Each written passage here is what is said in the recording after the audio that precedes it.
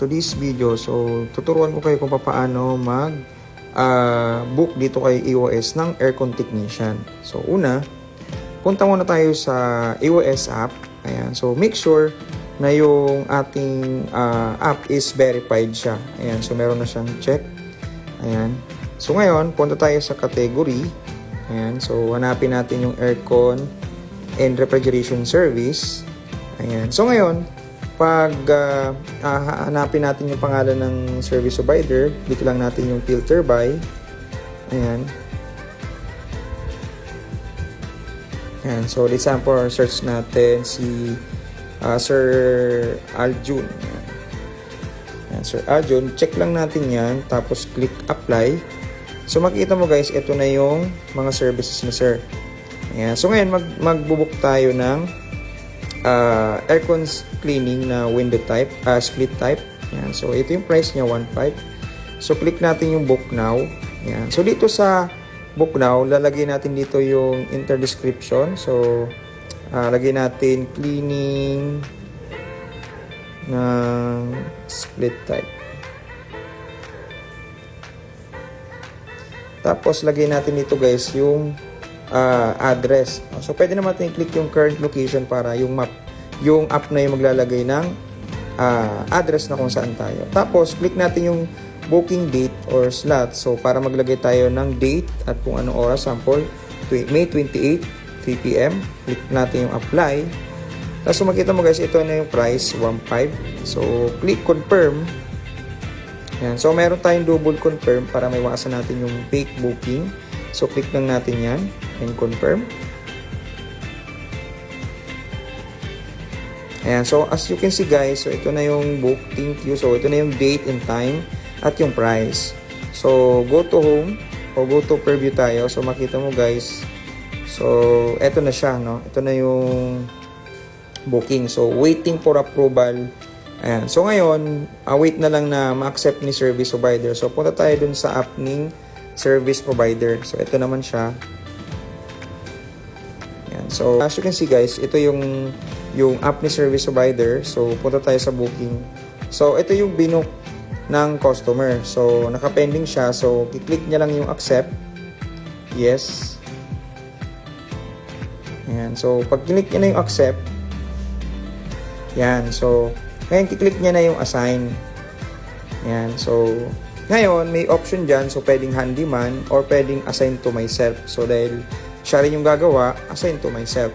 Yan. Yung handyman kasi pang company siya. So, yes. Yan. So, ngayon guys, mapapansin nyo, in-accept na siya, no? Ngayon, si service provider, i-click niya yung start drive. So, alis na siya dun sa bahay niya. So, click niya lang yung start drive. Ayan.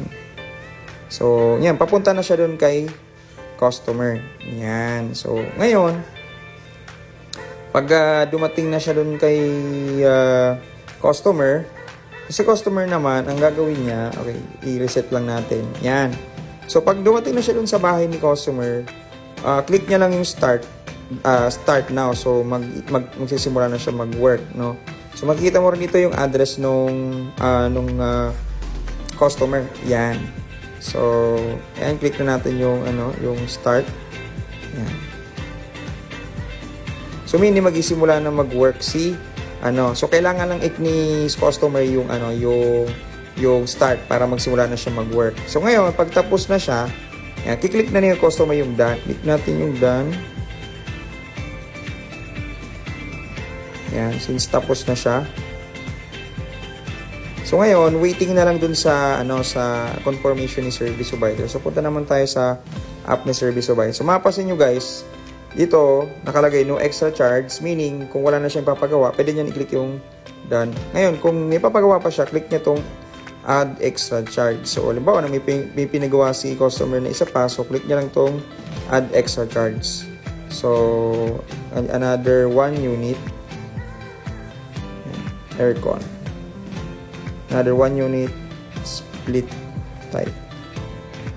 So, amount. So, lagay natin doon. Sample 1.5. Click natin yung save. Yan. So, nalagay na natin yung additional price.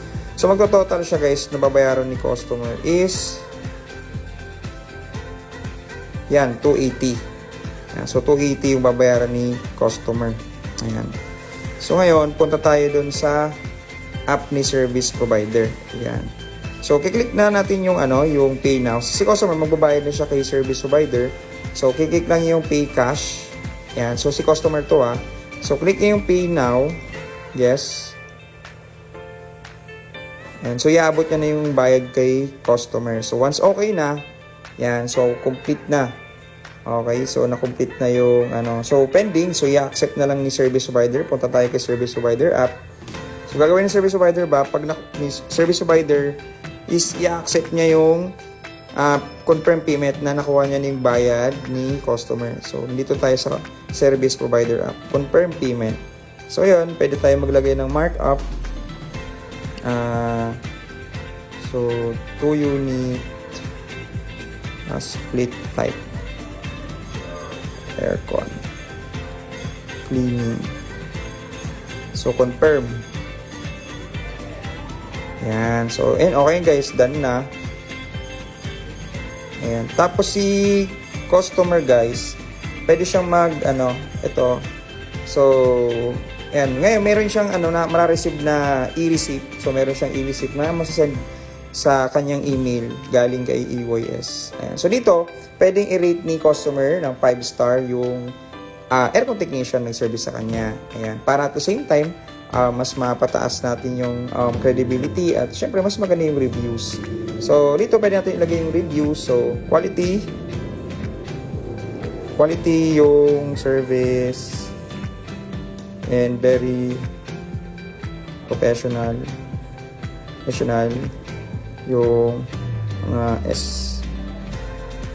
service provider approachable. Yan. So, submit. Yan. Ganun lang guys kung paano mag-book dito kay AYS. So, thank you sa mga tumatangkilik ng US and God bless.